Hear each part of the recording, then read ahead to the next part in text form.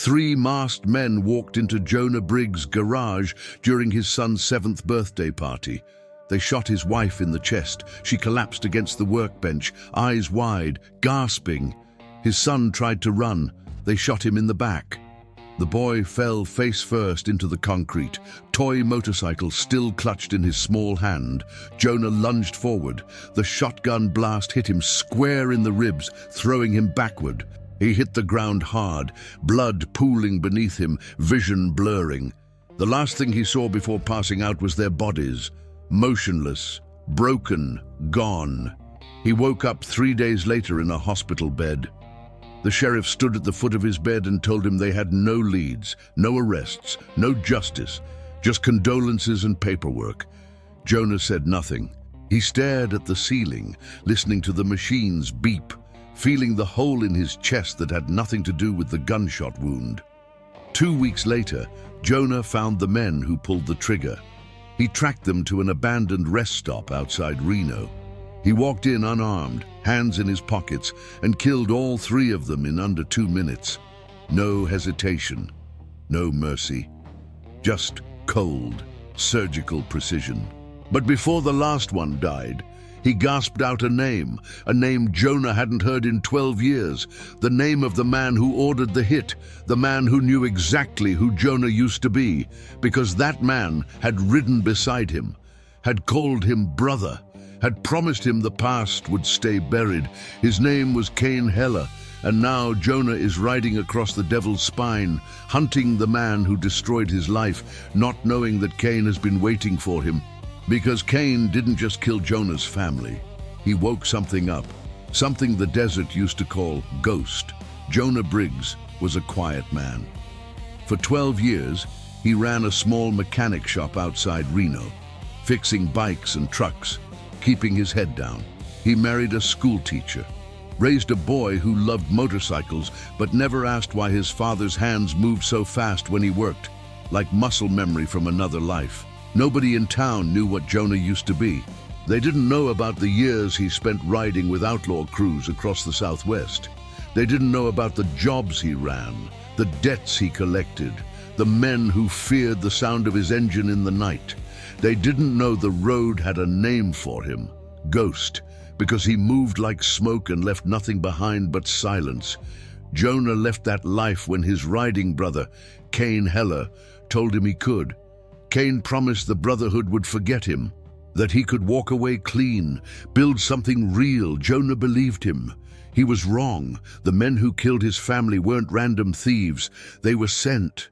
And when Jonah tortured the truth out of the last one, the dying man smiled through blood-stained teeth and said, "Kane knew you'd come back. He's been waiting." Now Jonah rides a rebuilt 1971 Harley FX Superglide across the Nevada desert, heading toward a place called the Devil's Spine, 100 miles of lawless road where outlaw clubs settle scores and bodies disappear into the sand. Kane runs a crew there now, 30 riders, maybe more. They call themselves the Serpent Kings, and they control everything from the California border to the edge of Arizona. Jonah doesn't care how many there are. He's not going there to negotiate. He's not going there to talk. He's going there to kill every single one of them, starting with Kane. If this kind of storytelling speaks to you, consider subscribing and hit the like button. It keeps these roads alive, and if you've lived a road story worth telling, share it in the comments or use the link in the description to send it privately. Who knows? Maybe your ride becomes the next chapter we bring to life here. The rest stop sits 40 miles outside Reno, hidden off Highway 50 behind a cluster of dead trees and rusted chain-link fence.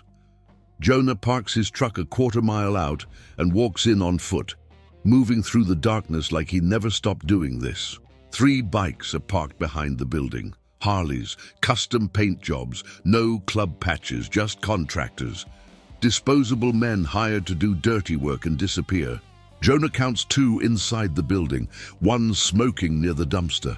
He moves on the smoker first. The man doesn't hear him coming. Jonah's hand covers his mouth, the knife sliding between his ribs with practiced efficiency. The body drops without a sound. Jonah drags it behind the dumpster and keeps moving. Inside, the other two sit at a table playing cards, a bottle of whiskey between them. Jonah steps through the door. They look up. One reaches for his gun. Jonah shoots him in the chest before the man's hand clears his waistband. The second man lunges across the table, swinging a blade. Jonah deflects, drives his elbow into the man's throat, and slams his head into the table. Once, twice.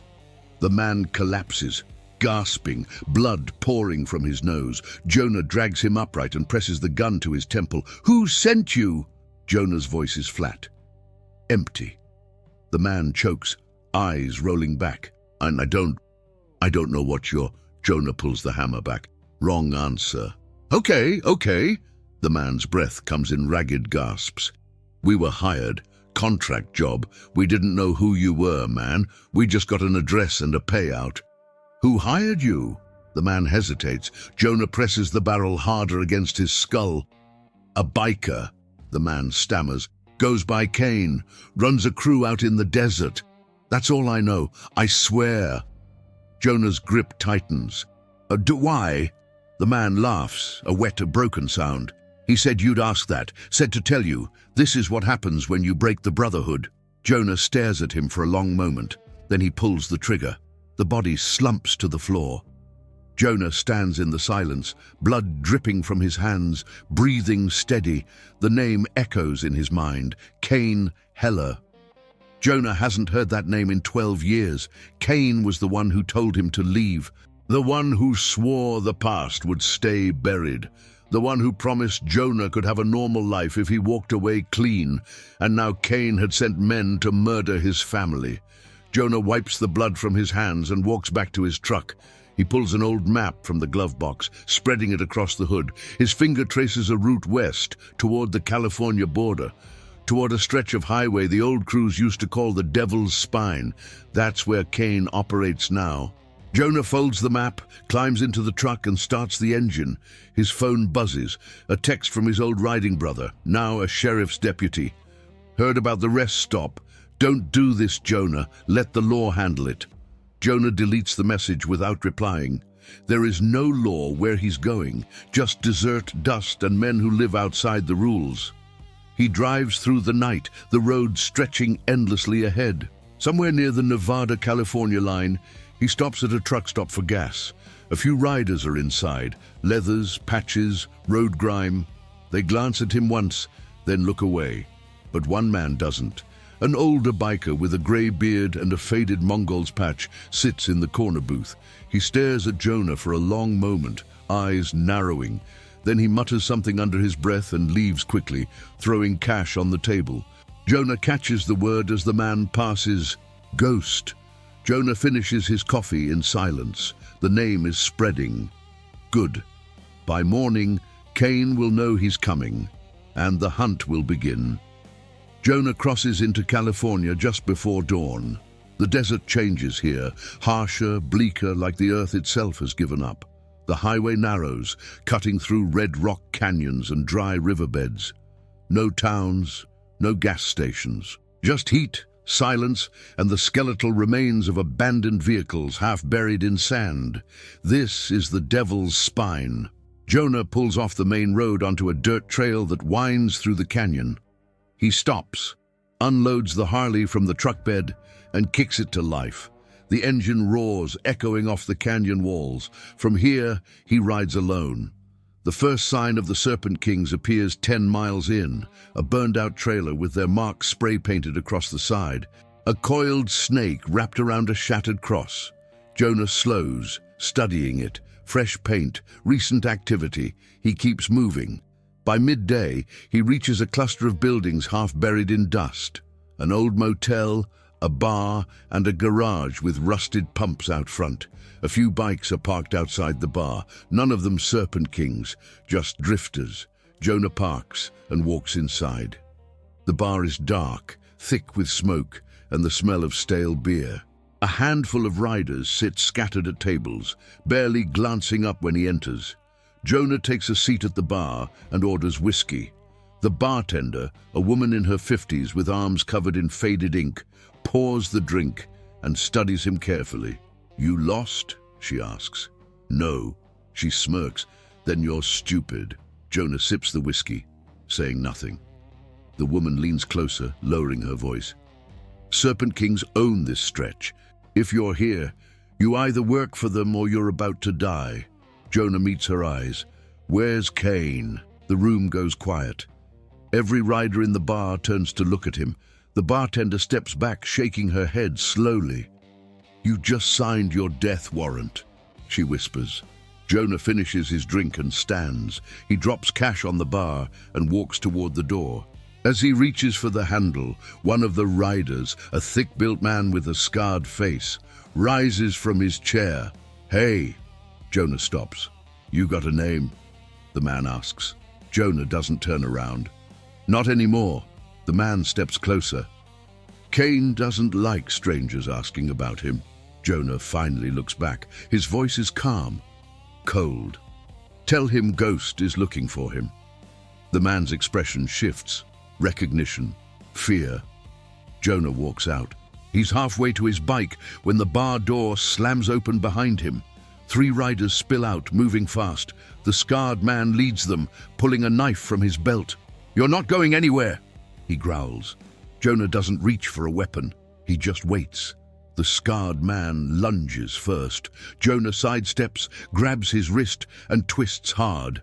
The knife clatters to the ground. Jonah drives his elbow into the man's face, then sweeps his legs.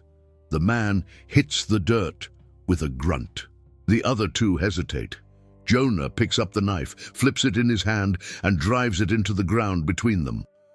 "Walk away," he says. "They do." The scarred man groans, clutching his broken nose. Jonah crouches beside him. "Where's Kane?" The man spits blood. "You'll never make it to him." Jonah stands, staring down at him. "I don't need to make it to him. He'll come to me." He climbs onto the Harley and rides out, leaving the bar and its shaken riders behind. By nightfall, Jonah sets up camp in the canyon, a small fire crackling beside him. He sits with his back against a rock, cleaning his knife and watching the stars. The desert is never truly silent. There's always something moving, breathing, waiting. Jonah knows that feeling. He used to be the thing waiting in the dark. His phone buzzes. A blocked number. He answers without speaking. A voice comes through, low, familiar, laced with amusement. "Hello, Ghost." Jonah's grip tightens on the phone. "Kane Heller, I've been expecting you." Jonah says nothing. He listens to the silence on the other end, broken only by the faint hum of wind and distant engines. Kane's voice is smooth, almost friendly. "You really thought you could just disappear, didn't you? Build a little life, play house, pretend you weren't what you are." Jonah's jaw tightens. "You killed them. I gave the order," Kane corrects. "But you killed them, Ghost. The moment you walked away from the Brotherhood, you put a target on their backs. You know how this works." Jonah exhales slowly, his breath steady despite the rage coiling in his chest. "Where are you?" Kane laughs, a cold, hollow sound. "You'll find me? You always were good at that. But here's the thing, brother. I'm not the one you should be worried about." The line goes dead. Jonah stares at the phone for a moment, then hurls it into the fire. Sparks rise into the night sky, swallowed by darkness. He knows what Kane is doing, playing games, drawing this out, making Jonah chase him through the desert like prey. But Kane doesn't understand. Jonah isn't hunting for revenge. He's hunting to finish it, to close the circle, to make sure no one else dies because of the life he tried to leave behind. He sleeps lightly that night, one hand resting on the knife beside him. When dawn breaks, Jonah rides deeper into the devil's spine. The road narrows, twisting through canyons and dried-out valleys. He passes abandoned structures, old mining camps, rusted trailers, skeletal remains of vehicles half buried in sand. And then he sees them, bikes, a dozen of them, parked in a loose circle around a campsite. Serpent King's patches gleam in the early light. Men move between the bikes, drinking, talking, loading guns. Jonah slows, staying just out of sight behind a ridge. He watches, counts 13 riders, all armed, all loyal to Cain.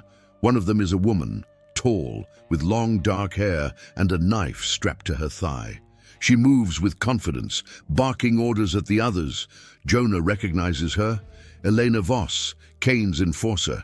The one who handles problems too messy for the rest of the crew. She's the one who would have chosen the men to kill his family. Jonah's hand tightens on the throttle, but he doesn't move. Not yet. He watches as the crew loads up, engines roaring to life. They ride out in formation, heading west toward the border.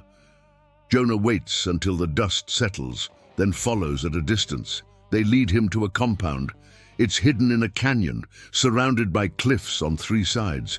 A cluster of buildings, warehouses, garages, a main lodge built from weathered wood and corrugated metal. Razor wire tops the fences, guards patrol the perimeter. This isn't just a clubhouse, it's a fortress. Jonah parks his bike a mile out and climbs to higher ground, using binoculars to survey the compound. He counts 20 riders inside, maybe more. Vehicles come and go, trucks carrying crates, bikes arriving in pairs. This is where Cain runs his empire. Jonah studies the layout, memorizing every entrance, every blind spot, every weakness. He knows he can't walk in through the front. Not alone. Not against this many, but he doesn't need to. He just needs to make them come to him. That night, Jonah rides to a nearby truck stop, one the Serpent Kings use as a supply line. He waits in the shadows until a lone rider pulls in, wearing the patch. The man parks, lights a cigarette, and walks inside. Jonah moves quickly. He slashes the man's tires, pours sugar in the gas tank, and leaves a message carved into the seat with his knife. Ghost. Then he vanishes. The rider finds it 30 minutes later. Jonah watches from a distance as the man panics, calling someone on his phone. Within an hour, 3 more Serpent Kings arrive. They're angry, confused, scared, good. Jonah rides back to his camp, sets another fire and waits. By morning, they'll know he's here, and they'll come for him. But this time, he'll be ready. Jonah hears them before he sees them, the low rumble of engines echoing through the canyon. He stays crouched behind a cluster of rocks, watching as 6 bikes roll into the clearing where he'd camped the night before. The riders dismount, weapons drawn, scanning the area. Elena Voss leads them. She moves with precision, gesturing for the others to spread out. They check the cold fire pit, the tire tracks, the dirt where Jonah had slept. He was here, one of them mutters. Elena crouches, running her fingers through the ash. He's close. Jonah waits. Patience is the difference between killing and dying. He learned that a long time ago. One of the riders wanders too far from the group, moving toward the rocks where Jonah hides. Jonah shifts his weight, hand resting on his knife. The man stops just 10 feet away, peering into the shadows. Jonah doesn't breathe. The man turns back. Nothing. Elena stands, scanning the canyon walls. He's playing with us. Then let's burn him out, another rider says, pulling a flare from his jacket. Elena shakes her head. Cain wants him alive. Jonah's jaw tightens. Alive. That confirms it. Cain isn't just trying to kill him. He wants something. Information. Leverage. Maybe just the satisfaction of breaking the man who once stood beside him. The riders mount up, engines roaring back to life. They leave in pairs, splitting up to cover more ground. Eleanor stays behind with one other rider, a younger man with a scar running down his neck. Jonah waits until the others are out of sight. Then he moves. He comes up behind the younger rider first, silent as smoke. His hand covers the man's mouth, the knife sliding between his ribs before he can shout. The body drops without a sound. Elena spins, drawing her pistol. She fires twice, both shots missing as Jonah dives behind cover. He rolls, coming up behind her, and kicks the gun from her hand. She recovers fast, pulling the knife from her thigh and slashing toward his throat.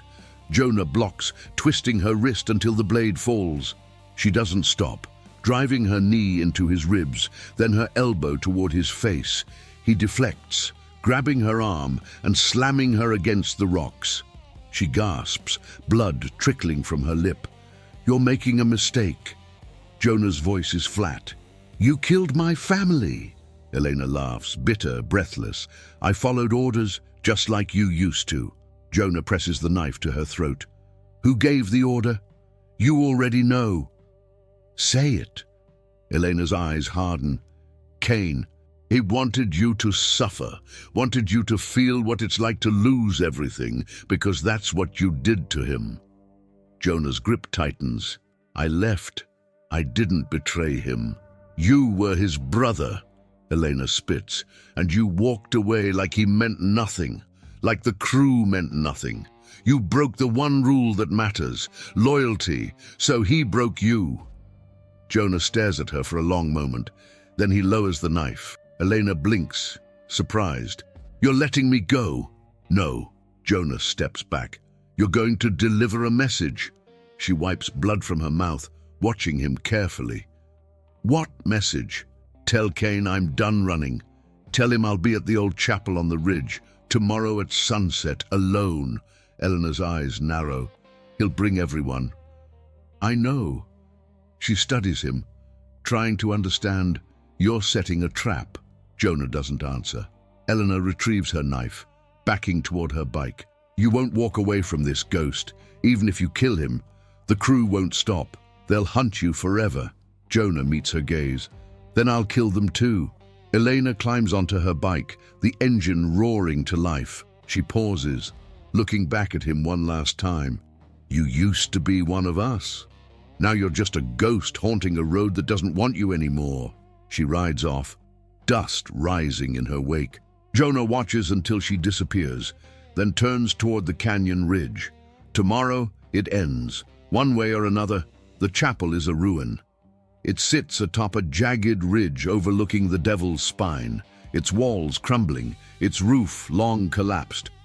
Once, it might have been a place of refuge for travelers crossing the desert. Now it's just bones, weathered stone and broken wood slowly returning to dust. Jonah arrives hours before sunset. He parks the Harley behind the chapel, out of sight, and begins preparing. He moves through the ruins methodically, placing tripwires, marking blind spots, positioning makeshift obstacles from debris and fallen beams. He knows they'll come heavy, knows they'll surround him, but the terrain is his advantage. The narrow path leading up to the chapel forces them into a bottleneck, and inside the ruins, sightlines are short, chaotic. This is where he'll make his stand. He sits on a broken pew as the sun begins its descent, cleaning his knife and checking his pistol. 2 weapons, 27 rounds. Against how many riders? 30, 40? It doesn't matter. He's not here to survive. He's here to finish it. The rumble of engines reaches him just as the sky turns orange. Jonah stands moving to the chapel entrance. Below, a convoy of bikes winds up the ridge, headlights cutting through the dust like knives. He counts them. 32 riders, all armed, all wearing the serpent patch. And at the front, riding a matte black custom chopper, is Cain Heller. He's older now, grayer, but his presence is the same. Commanding, cold, absolute. He dismounts slowly, signaling for the others to fan out and surround the chapel. They move with discipline, weapons drawn, forming a perimeter. Cain walks forward alone, stopping at the base of the ridge. He looks up toward the chapel, a faint smile on his face. "Ghost!" he shouts. "I know you're up there." Jonah steps into view, silhouetted against the dying light. Cain's smile widens. "There he is. The legend himself." Jonah says nothing. Cain spreads his arms. "You wanted to talk. Here I am. Let's talk." Jonah descends slowly, each step deliberate. He stops 20 feet from Cain, his hand resting near his pistol. Cain chuckles. "You look different. Older. Tired. Fatherhood suited you. Or it did." Jonah's voice is steady. "Why?" Cain tilts his head. "Why what? Why kill them?" They had nothing to do with this. Kane's smile fades. They had everything to do with it. You left, Ghost. You abandoned your brothers. You chose them over us. So I took them from you. Now you know what it feels like. Jonah's jaw tightens. I left because I didn't want to be this anymore. I wanted something real. And what did it get you? Kane's voice hardens. A dead wife, a dead kid, and here you are again, right back where you started, because you can't escape what you are. None of us can. Jonah steps closer. You're wrong. Kane's hand moves toward his pistol. Am I? I'm not here because I'm still that man. I'm here because you made me remember what I'm capable of. And now I'm going to finish what you started. Kane draws fast, but Jonah is faster. The shot echoes across the ridge, and Kane stumbles back, clutching his shoulder. Blood seeps through his fingers. The Serpent Kings erupt into chaos. Engines roar, guns fire, riders charge up the ridge.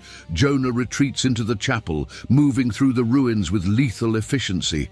He uses the terrain, the shadows, the tripwires. One by one, riders fall, some to his knife, some to his gun, some to the traps he's laid. But there are too many.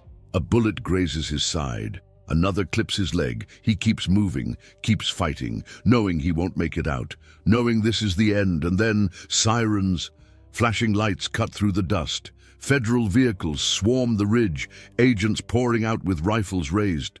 The Serpent Kings scatter, caught between Jonah and the law. Jonah collapses against the chapel wall, breathing hard, blood soaking his shirt.